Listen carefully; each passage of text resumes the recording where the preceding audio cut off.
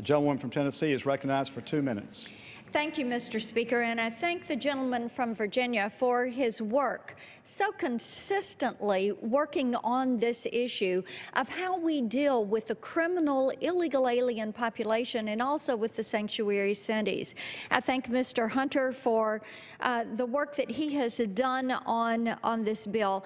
I chuckled when Congressman King and the gentleman from Iowa mentioned the second generation of hunters, because yes, we do know that his father was very involved in this issue and focusing on making certain that we keep our cities safe.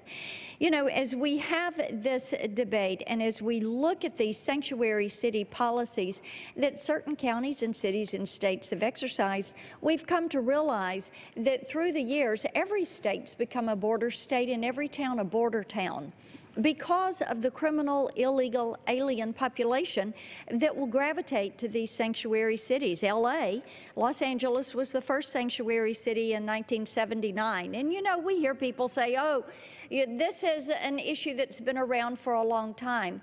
Mr. Speaker, that does not mean you do not address the issue. It means you solve the problem. You bring forward solutions, and that's what we are doing here today.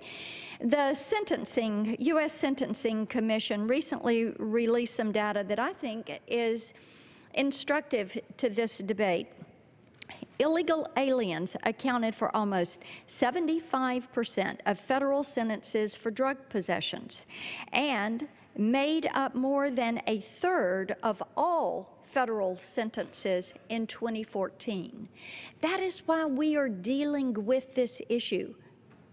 Our constituents are saying, you need to put this on the front burner and deal with this issue. That is what we are doing here.